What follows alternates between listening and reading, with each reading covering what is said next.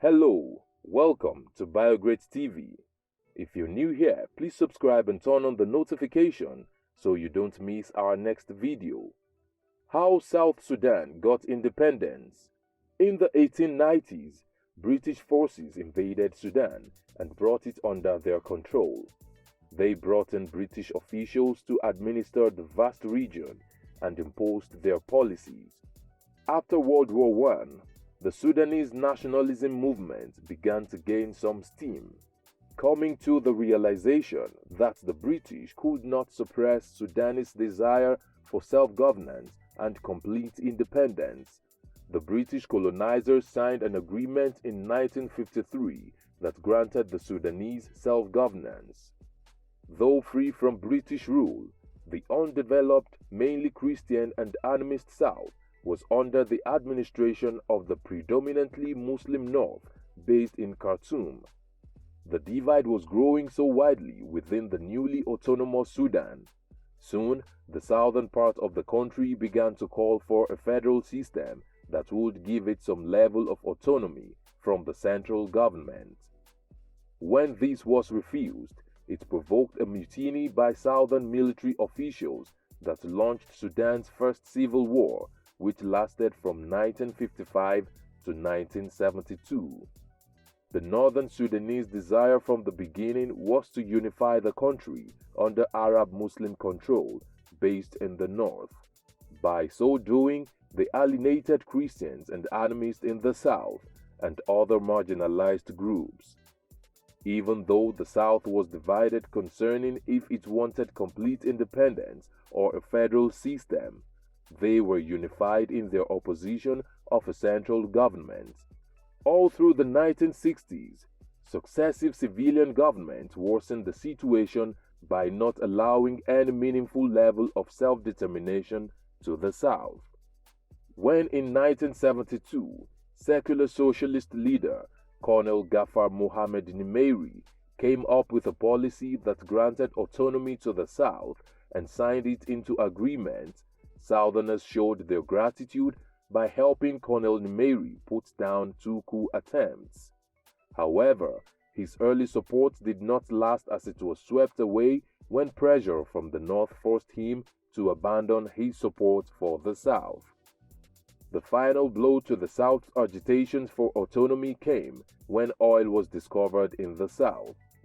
In 1983, Nimeri abolished the separate southern region and put all control in the hands of the central government.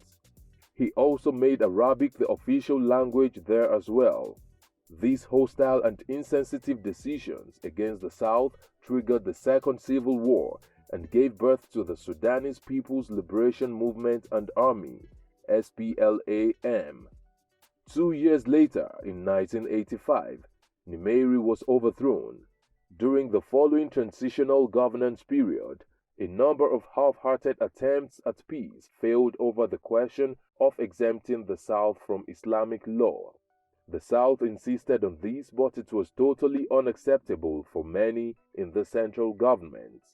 The new president of Sudan installed the National Islamic Front government in 1989.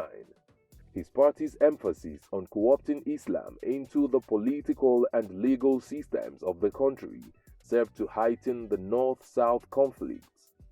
Meanwhile, the SPLA-M had begun to gain influence, becoming the main voice for South Sudanese. The eastern and western regions, having been alienated by Bashir, had taken sides with the southern rebels led by SPLA-M under Colonel John Garang's leadership. Although a number of agreements were signed between the central government and some of the southern rebel factions to end the conflicts between the North and South, the SPLA was not one of the parties in those agreements. In 2002, the central government and the SPLA-M began talks to agree on ending the civil war. The talks continued, and in 2005, the two sides signed a comprehensive peace agreement which clearly laid out a plan for southern autonomy for the next 6 years, followed by a referendum in the South on its independence.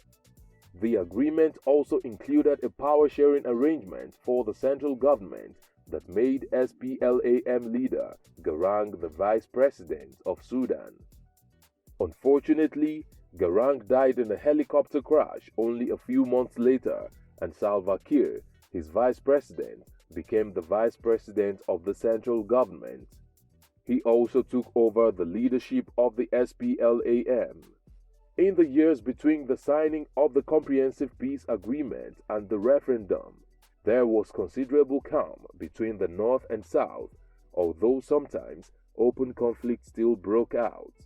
Finally, on the 9th of January 2011, South Sudanese came out en masse to vote in a referendum on their independence.